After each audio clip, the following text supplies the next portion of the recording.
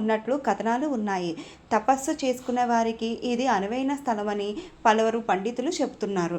ఈ చుట్టుపక్కల అడవుల్లో గుహల్లో ఎందరో తపం ఆచరిస్తూ ఉంటారని ప్రతీక. అయితే ఇక్కడ ఆదివాసుల కథనం ప్రకారం 5-6 శతాబ్దాల క్రితం ఈ క్షేత్రాన్ని తమ పూర్వీకులు కనుగొన్నారని వారు చెబుతున్నారు. అప్పటి నుండి లింగమయ్య ఆలయంలో ఆదివాసీలే పూజారులు. శలేశ్వరంలో వెలిసిన లింగమయ్యను భక్తులు తాకినప్పుడు కదులుతున్నట్టుగా అనిపిస్తుందంట. అందుకే ఆదివాసీలు కదిలే లింగయ్య అని కూడా అంటారు. ఆదివాసులు ప్రత్యేక దినంగా భావిస్తారు. పౌర్ణమి రోజు అర్ధరాత్రి ఆలయం మీదుగా ఉన్న గుండంలో చంద్రకాంతి పడటం వల్ల ఆ కాంతిలో పుణ్యస్నానాలు చేస్తే శుభం జరుగుతుందని భక్తుల నమ్మకం. 280 అడుగు పైనుండి జాలువారే జలపాతము పర్యాటకులకు కనువిందు చేస్తుంది. అక్కడే మరొక గృహలో శనీశ్వరుని ఆలయం, చాళుక్యులు, చోళులు, పాండ్యులు, జైన, బుద్ధ, వైష్ణవ కాలంలో చెక్కిన రాతి విగ్రహాలు కూడా ఉన్నాయి. శలేశ్వరం వద్ద జాలువారే జలపాతం 2 కొండల మధ్య సహజ సిద్ధంగా లింగాకారంలో గుండంగా ఏర్పడింది. దీని లోతు సుమారు 100 అడుగులు ఉన్నట్లు ఆదివాసీలు చెబుతున్నారు. జలపాతం చూసేందుకు భక్తులు వివిధ ప్రాంతాల నుండి ఉత్సాహంగా తరలివస్తూ ఉంటారు. నల్లమల్ల అటవీ మార్గంలో కాలినడకలో చేరుకున్న భక్తులకు సుమారు 280 అడుగుల పైనుండి జాలువారే జలపాతం ఎంతో ఆహ్లాదాన్ని ఇస్తుంది. అయితే జలపాతం ఎక్కడి నుంచి పడుతుందో ఇప్పటికీ ఎవ్వరికీ అంతు చిక్కని లేదు. అన్ని కాలాల్లో నీరు పైనుంచి జారుతూనే ఉంటుంది. ఇది ఇలా ఉండగా మండు వేసవిలో నెమ్మదిగా జాలువారే జలపాతం భక్తులు పెరుగుతున్న కొద్దీ జలపాతం మరింత పెరుగుతూ ఉంటుందని ఇక్కడ ఆదివాసీల నమ్మకం. పర్యావరణ పరిరక్షణలో భాగంగా శనీశ్వర ఉత్సవాలకు లక్షలాది భక్తులు వస్తుంటారు. దక్షిణాది అమర్నాథ్ యాత్ర. శలేశ్వరం లింగమయ్య జాతర సంవత్సరానికి 3 సార్లు మాత్రమే జరుగుతుంది. దట్టమైన నల్లమల్ల అడవుల్లో శివనామ స్మరణతో మారుమోగుతుంది. జాతర 3 రోజుల పాటు జరుగుతుంది. ప్రతిరోజు 7 గంటల నుండి సాయంకాలం 5 గంటల వరకు ప్రవేశానికి అనుమతి ఉంటుంది.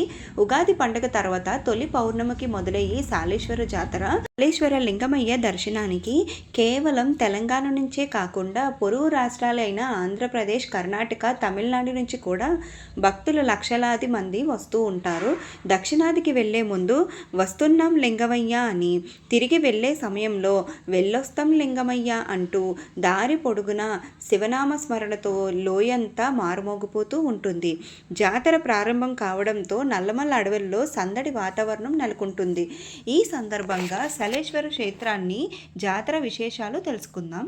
దట్టమైన అటవీలో లోతైన లోయలో ఉన్న శివాలయము, చెంచుల ఆరాధ క్షేత్రము. సుమారు 6-7 శతాబ్దాల నాటి ఆలయం. ఖచ్చితంగా అప్పుడువే అని కూడా చెప్పలేము, కానీ అక్కడ చెంచుల పూర్వీకులు చెబుతూ ఉన్నారు. తెలంగాణ అమర్నాథ్గా ప్రసిద్ధి చెందిన ఈ క్షేత్రానికి వెళ్ళాలంటే ధైర్యంతో పాటు కాస్త అదృష్టం కూడా ఉండాలని స్థానికులు అంటారు. 13వ శతాబ్దంలో మల్లికార్జున పండితారాధ్య చరిత్రలో సోమనాథుడు ఈ క్షేత్రంలో వెలిసినట్టు చెబుతారు. ఛత్రపతి శివాజీ కూడా ఈ స్వామిని దర్శించి ఆశీర్వాదం పొందినట్టు ఎప్పుడో ఋషులు ఏర్పాటు చేసుకున్న ఆరాధ్య స్థలం ఇది. ఒకప్పుడు శ్రీశైల పుణ్యక్షేత్రానికి వెళ్ళడానికి ఇదే మార్గం. సంవత్సరంలో కొన్ని రోజులు మాత్రమే దర్శనం దొరికే అరుదైన క్షేత్రం ఇది. అత్యంత ప్రమాదకరమైన కొండల దారిల్లో కొన్ని చోట్ల కేవలం బాదం మాత్రమే మోపగలిగే స్థలంలో ప్రయాణించవలసి వస్తుంది. ఇక్కడ ప్రకృతి అందాలకు ముగ్ధుడైన నిజాం ప్రభువు 100 సంవత్సరాలకు ముందే అక్కడ ఒక వేసవి విడిదిని ఏర్పాటు చేసుకున్నారంట. శలేశ్వరం ఒక అద్భుతం, ఒక సాహసం, ఒక ఆధ్యాత్మిక వైభవం. ఎన్నో రహస్యాలకు నిలయమైన నల్లమల్ల అడవుల్లో తెలంగాణ రాష్ట్రంలో పూర్వపు మహబూబ్ నగర్ జిల్లాలో, ప్రస్తుతం నాగర్ కర్నూలు జిల్లాలో ఉంది. నాగర్ కర్నూలు జిల్లాలో అమరాబాద్ అభయారణ్యాలు ఉన్న ఈ శాలేశ్వర ఆలయము సంవత్సరానికి కొన్ని రోజులు మాత్రమే ఉండే ఈ యాత్ర అత్యంత ప్రసిద్ధమైన అమర్నాథ్తో పోలుస్తూ తెలంగాణ అమర్నాథ్ లేదా దక్షిణాది అమర్నాథ్గా అని ఎందుకు ప్రసిద్ధి చెందింది?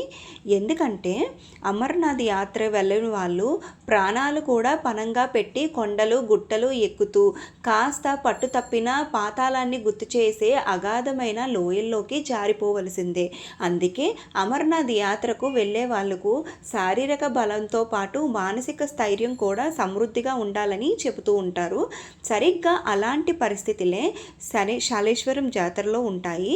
అందుకే శాలేశ్వరం జాతరలో అమర్నాథ్ యాత్రతో పోలుస్తూ ఇప్పుడు ఈ పుణ్యక్షేత్రాన్ని తెలంగాణలో ఉంది కాబట్టి తెలంగాణ అమర్నాథ్ యాత్రగా ప్రసిద్ధి చెందింది. ఇంకా చెప్పాలి అంటే అమర్నాథ్ యాత్రలో గుర్రాలు డోలీల్లో వెళ్ళే అవకాశం ఉంది. ఇక్కడ అది కూడా ఉండదు. అందుకే ఒక రకంగా చెప్పాలి అంటే శాలేశ్వరం యాత్ర అమర్నాథ్ మించిన సాహస యాత్ర అని చెప్పాలి. దట్టమైన అడవులు, పెద్ద పెద్ద లోయలు, ఎక్కడ చూసినా రాళ్ళ గుట్టలే, సన్నటి బాటలో కాళ్ళు జారితే ఎక్కడ కైలాసానికి వెళ్ళిపోతామో అనే భయంతో ఒకవైపు, ఇంత సాహస యాత్రలో చేస్తున్నామో అన్న మరోవైపు కలుగుతుంటే చాలా జాగ్రత్తగా బారులు తీరి ముందుకు వెళ్తున్న భక్తజనం తమ ప్రభువును మనసారా స్మరించుకుంటూ ఆశతో లింగమయ్య లింగమయ్య అంటూ ముందుకు సాగిపోయే చెంచులు. వాళ్ళ మధ్యలో ఇప్పుడిప్పుడే ఈ స్వామి గురించి తెలుసుకున్న నాగరిక ప్రజలు. చూస్తే ఒక సరికొత్త లోకంగా కనిపిస్తుంది. అయితే ఈ సరికొత్త ప్రపంచం కేవలం సంవత్సరంలో కొన్ని రోజులు మాత్రమే ఉంటుంది. ప్రతి సంవత్సరం ఉగాది పండుగ తర్వాత చైత్ర పౌర్ణమికి ఇక్కడ సందడి నెలకొంటుంది. మిగిలిన రోజుల్లో అడవుల్లో తిరిగే జంతువులు తప్ప ఇంక ఏవీ కనిపించవు. ఇంకే మనిషి కనిపించడు. అసలు అక్కడికి వెళ్ళడానికి అనుమతి కూడా లభించదు. జాతర జరిగే రోజుల్లో తప్ప మిగిలిన రోజుల్లో అక్కడికి వెళ్ళడానికి ఫారెస్ట్ డిపార్ట్మెంట్ అనుమతించదు. నిజానికి క్షేత్రం అత్యంత ప్రాచీన కాలపు క్షేత్రమైనప్పటికీ కూడా ఈ మధ్య కాలంలోనే బాగా ప్రాచుర్యం పొందిన క్షేత్రం ఇది. అందుకే కొన్నేళ్ల క్రితం వరకు ఈ క్షేత్రాన్ని దర్శించే వారిలో చెంచులే ఎక్కువగా ఉండేవారు. అసలు ఇక్కడ పూజా కార్యక్రమాలు నిర్వహించేందుకు కూడా చెంచులే. ఇక్కడ ఈ అరణ్యంలో లింగమయ్యగా పిలుచుకునే స్వామివారు మొదట చెంచులకే కనిపించారని చెబుతుంటారు. అడవి బిడ్డలైన చెంచులు అడవిలో నీళ్ల కోసం వెతుకుతూ ఉంటే కుక్కలు ఈ శాలేశ్వర ఆలయాన్ని చూపించినట్టు. అలా కుక్కల వెంట వెళ్ళి చూసిన వారికి జలపాతం, గుండం, లింగం, కాలభైరవుడు కనిపించారంట. అప్పటి నుండి నల్లమల అడవుల్లో ఈ ఆలయంలో చెంచులే పూజలు చేస్తూ ఉన్నారు. మొట్టమొదటిసారిగా కాకతీయుల కాలంలో ఈ స్వామి బయట ప్రపంచానికి తెలిసినట్టుగా చెబుతుంటారు. ఒక లోయలో రాతి అడుగులో సరిగ్గా కనిపించారు కాబట్టి మొదట స్వామివారిని సలికేశ్వరుడు అని పిలిచేవారు. ఈ ప్రాంతం సర్వేశ్వరంగా పిలువబడి ప్రస్తుతం సలేశ్వరంగా ప్రసిద్ధి కాంచింది. అత్యంత అద్భుతంగా జరిగే సలేశ్వర జాతర పూర్వం చెంచులు మాత్రమే జరుపుకునేవారు. అయితే రాను రాను ఈ జాతరకు ప్రాచుర్యం పొందడంతో ఇప్పుడు లక్షలాది మంది భక్తులు తెలుగు రాష్ట్రాల నుంచే కాకుండా ఇతర పొరుగు రాష్ట్రాల నుంచి కూడా వస్తూ ఉంటారు. శ్రీశైలంకి వెళ్ళే ఘాట్ రోడ్లో మన్నలూరు చెక్ పోస్ట్ నుంచి 20 కిలోమీటర్లు వెళ్తే ఫర్హాబాద్ చౌరస్తా ఉంటుంది. అక్కడి నుండి కొద్దిగా ముందుకు వెళితే కొన్ని శిథిలమైన భవనాలు కనిపిస్తాయి.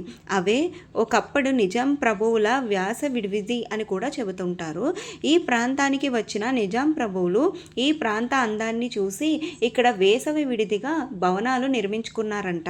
అందుకే ఈ ప్రాంతాన్ని ఫర్హాబాద్ అని పిలిచేవారు.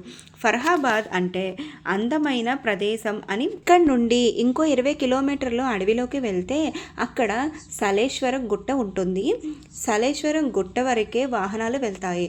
అక్కడి నుండి దాదాపు 6 కిలోమీటర్లు గుట్టలు ఎక్కుతూ లోయలు దిగి మళ్ళీ గుట్టలు ఎక్కుతూ వెళ్లాల్సి ఉంటుంది.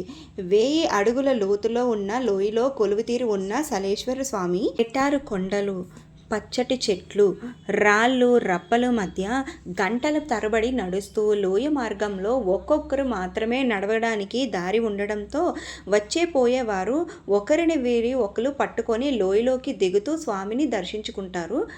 ఏమాత్రం అజాగ్రత్తగా ఉన్నా మన శరీరం ఇబ్బందుల పాలయ్యే అవకాశం ఉంటుంది. అందుకే ఇది అత్యంత సాహసమైన యాత్రగా చెబుతుంటారు. ఈ యాత్ర చేయడానికి శారీరక బలంతో పాటు మానసిక బలం కూడా సమృద్ధిగా ఉండాలని చెబుతుంటారు. జాతరకి వచ్చే భక్తులకు కొన్ని నిబంధనలు కూడా ఉంటాయి. జాతర అంతా అటవీ ప్రాంతంలోనే కాబట్టి, అందులోనూ వేసవి సమయంలో కాబట్టి ప్రమాదాలు జరిగే అవకాశం ఉంది కాబట్టి మంటలు వేయకూడదని, అలాగే అటవీ ప్రాంతాల్లో ప్లాస్టిక్ వాడకం, ధూమపానం పూర్తిగా నిషేధించినట్టు ప్రకటించారు. ఇంత విశిష్టమైన యాత్ర కాబట్టే తెలంగాణ ప్రభుత్వం ఈ సలేశ్వరం క్షేత్రాన్ని ఉత్సవాల్ని ప్రతిష్టాత్మకంగా నిర్వహిస్తూ ఉంటుంది. తెలంగాణ రాష్ట్రం నలుమూల నుండి నుండి సలేశ్వర ఉత్సవాలకు ప్రత్యేకంగా బస్సులు నడుపుతారు. ఇదే సలేశ్వర ఆలయం హిస్టరీ. మీకు కనుక ఈ వీడియో నచ్చినట్టయితే ఇప్పుడే వీడియోని లైక్ చేయండి, సబ్స్క్రైబ్ చేయండి, కామెంట్ చేయండి. Thank you for watching.